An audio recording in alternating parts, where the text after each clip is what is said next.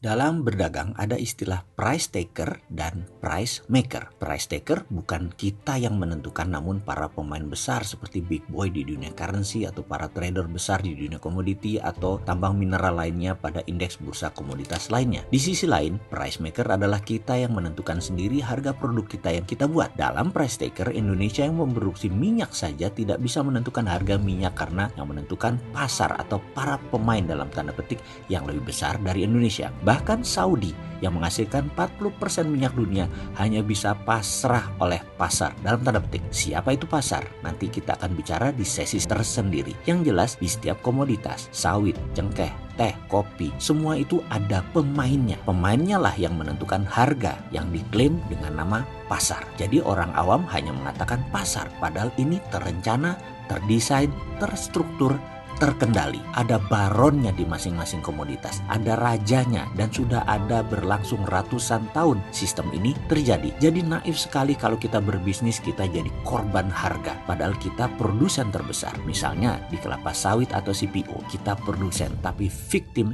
sistem tak bisa menentukan harga. Kita produsen tapi jadi price taker. Begitu juga di komoditas teh, kopi, bagi Indonesia. Ya, beginilah kalau negara itu tidak berdaulat. Coffee bean, biji kopi, kita menjadi price taker. Sekarang kita ilustrasikan. Misalnya 1 kilo saat ini adalah Rp100.000 per kilo. Setelah di roast jadi Rp150.000 per kilo. Dan itu harga umum. Kita hanya bisa untung 10-20% jika kita petani kopi tentunya. Ketika digiling dan dipilah dengan mutu bagus, mutu sedang, mutu rendah, maka mulai harga berbeda. Dan ini yang menentukan sudah pabrik produsennya. Dan ketika diberi merek mulai dari kapal api, kopi ABC hingga Nescafe, Dolce Gusto, dan lain sebagainya, maka penentu harga ditentukan oleh sang produsen tergantung target pasar retail mereka. Di sini margin keuntungan bisa 20-30%. Ketika Starbucks masuk, ambil dari petani kopi bean, diproses hingga diseduh dalam bentuk cappuccino, frappuccino ditambah suasana nongkrong, maka dari bean melompat 3 lapis, melompati roasted, manufaktur,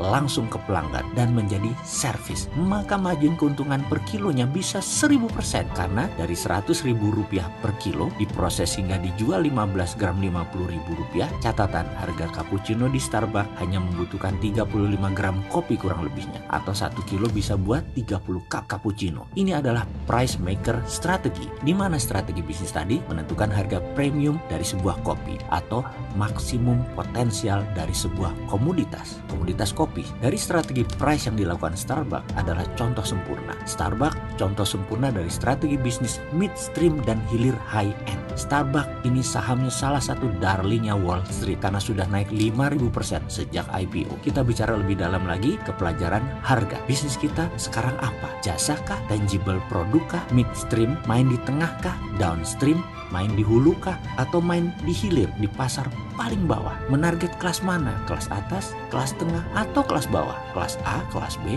atau kelas C? Barang yang habis dipakai atau consumable good kah? Atau barang yang awet atau non-durable goods kah? Food dalam kemasan kah? Makanan siap saji kah? Yang jelas kita tidak bermain di pasar price taker. Kita bermain di pasar price maker karena kita akan menentukan strategi price-nya. Bayangkan, dari sekedar diskusi tentang pricing ternyata masih panjang ya. Karena itu saya bertanya mau kemana arah pelajaran video ini sebaiknya. Karena pelajaran tentang pricing ini adalah strategi paling penting dalam dunia retail. Kita terusin, butuh yang mana?